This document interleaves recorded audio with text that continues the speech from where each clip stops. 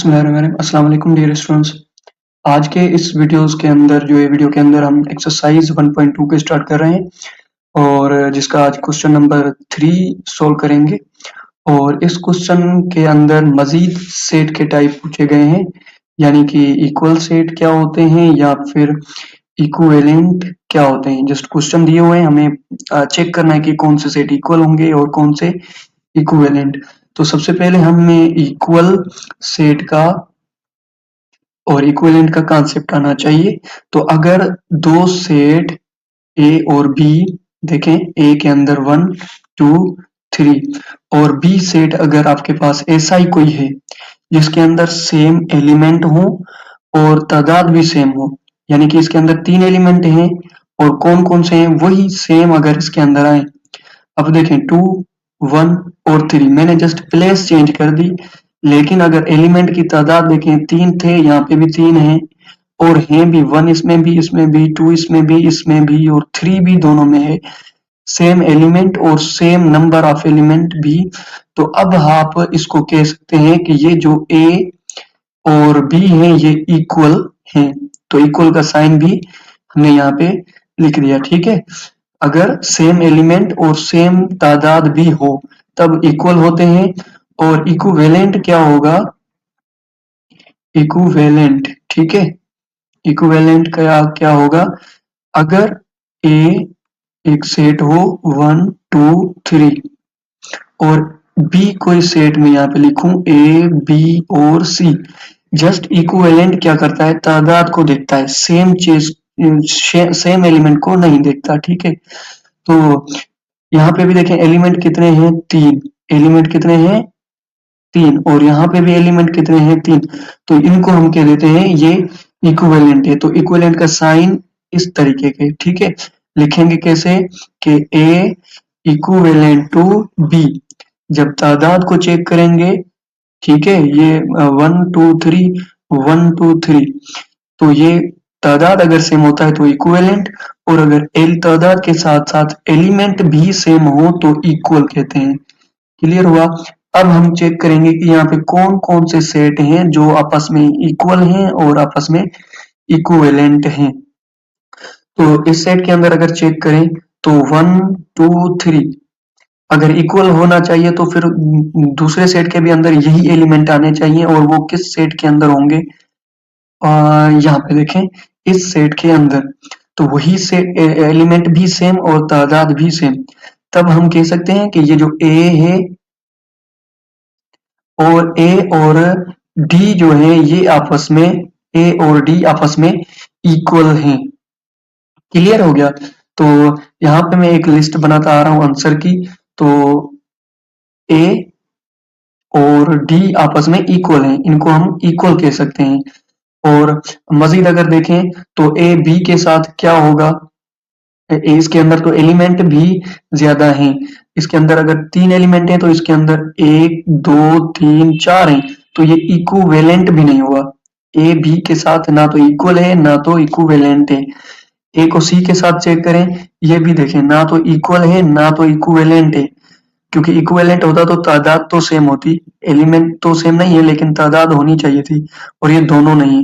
उसके बाद डी हो गया, ठीक है। ए को हमने सबके साथ चेक कर लिया, ओके। ए को अब ई के साथ चेक करें तो ए और ई के एलिमेंट सेम नहीं है लेकिन तादाद तो सेम है, 1 2 3 1 2 3, तो इक्वल नहीं है, लेकिन ए जो है वो इक्विवेलेंट है ई के साथ। क्लियर? तो इसे हम इक्विवेलेंट कह सकते हैं।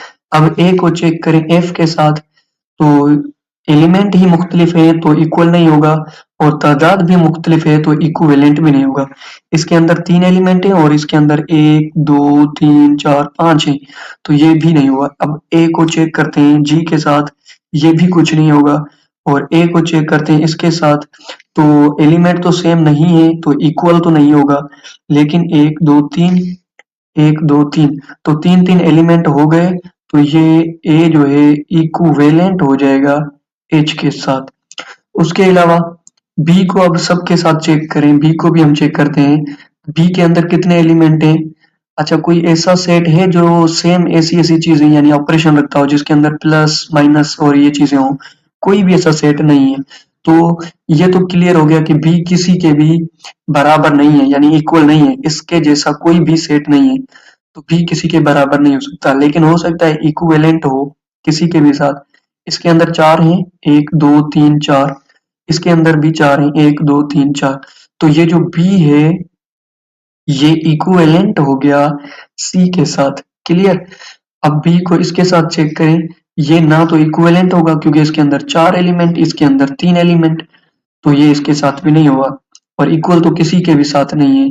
तो अब चेक करें बी को ई के साथ, इसके अंदर चार एलिमेंट, इसके अंदर तीन एलिमेंट, तो ये भी नहीं हुआ। और इसको चेक करें, इसके अंदर एक दो तीन चार, एक दो तीन चार पांच, ये भी इसके साथ भी इक्विवेलेंट नहीं हुआ।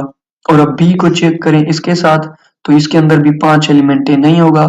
इसके अंदर तीन एलिमेंट है, इसके भी साथ नहीं होगा। इसके अलावा अगर सी को हम चेक करें, सी के अंदर चार एलिमेंट हैं और कोई सेट है जो इसके साथ हो, कोई भी दूसरा नहीं है। अगर बी इक्वल है इसके, तो हमने ये तो पहले लिख दिया है, अगर इसको उल्टा लिखेंगे फिर भी कोई नहीं है कि सी इक्विवेलेंट है बी के साथ। ये देखें, सी इक्विवेलेंट है बी के साथ, बी भी इक्विवेलेंट था सी के साथ और सी भी इक्विवेलेंट है बी के साथ। इसके अलावा कोई भी ऐसा नहीं है जो एलिमेंट जिसके अंदर 2 4 5 4 2 4 6 8 हो। अगर ऐसे एलिमेंट सेम तादाद अगर किसी भी सेट के अंदर आ जाए तो वो इसका इक्वल बन जाएगा, अदरवाइज कुछ भी नहीं। ठीक है, तो ऐसा कोई एलिमेंट सेट ऐसा कोई है ही नहीं। तो अब हम चेक करते हैं डी, इस डी को चेक करें, डी किसी के साथ हो रहा है, तो डी तो एक ए के साथ हो गया था, लेकिन वो ए जो है डी के साथ हुआ था, तो डी को हम कह सकते हैं कि ये भी इक्वल है ए के साथ। ठीक है, आपकी बुक के अंदर जो भी आंसर यहाँ से लिखे होंगे, हो सकता है मेरे आंसर ज्यादा हो, लेकिन आप कॉन्सेप्ट क्लियरली समझ जाएं। ठीक है, तो और डी जो है इसके इक्वल है नहीं, ये 3 2 1 है, यानी कि नंबर है, और इसके अंदर एबीसी है, तो ये तो सेम तो नहीं हुए। ठीक है, तो ये इक्वल नहीं होंगे, ये इक्वल नहीं होंगे, यानी अच्छा नॉट इक्वल को भी हम लिख सकते हैं, यानी इस तरीके से डी नॉट इक्वल टू ई। तो ये सेम तो नहीं है, लेकिन डी जो है इक्विवेलेंट है ई के साथ, इक्विवेलेंट है यानी एक जितने एलिमेंट हैं, लेकिन एक जैसे नहीं थे। एक जैसे होंगे तो इक्वल, एक जितने होंगे तो इक्विवेलेंट।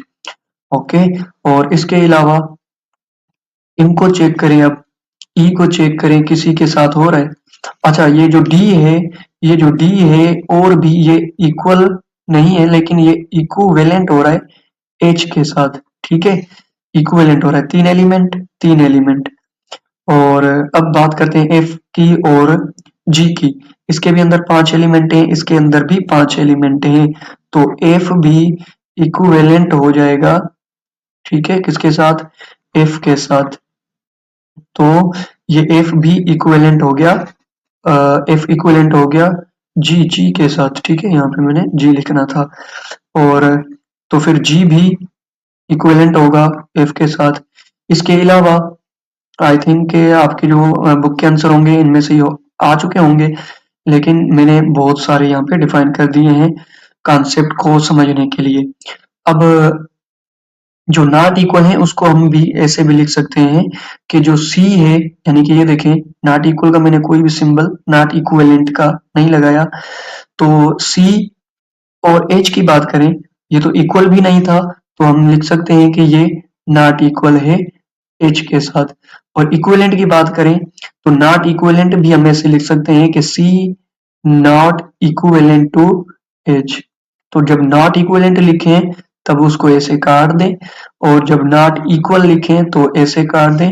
और अगर दोनों सेट के अंदर सेम एलिमेंट सेम तादाद हो तो वहां पे इक्वल का साइन, और अगर सेम एलिमेंट नहीं है लेकिन एलिमेंट का तादाद सेम है, पांच पांच एलिमेंट हैं दोनों सेट के अंदर, तब आप वहां पे इक्विवेलेंट का साइन लगा देंगे। आई होप कि आपको इक्वल और इक्विवेलेंट का कॉन्सेप्ट आ गया होगा। तो फिर से रिपीट कर देता हूँ। इक्वल का मतलब यानी सेम सेम एलिमेंट। ठीक है, सेम सेम, सेम सेम क्या, एलिमेंट, अगर दोनों सेट के अंदर सेम सेम एलिमेंट हैं तो इसको आप इक्वल कहेंगे। ओके, और अगर सेम सेम एलिमेंट नहीं है, नंबर ऑफ एलिमेंट सेम है,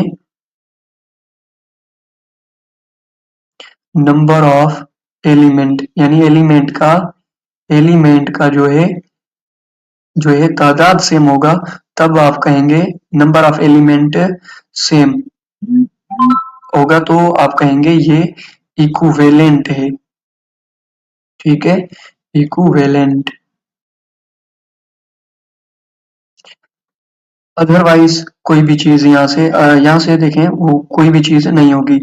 इक्वल का कॉन्सेप्ट हो गया, इक्विवेलेंट का हो गया, और तमाम क्वेश्चन भी हमने यहाँ पे लिखे हैं। तो आई होप कि आपको ये इक्वल और इक्विवेलेंट का कॉन्सेप्ट समझ में आ चुका होगा। मिलते हैं अपने क्वेश्चन नंबर 4 में, तब तक के लिए खुदा हाफिज, टेक केयर।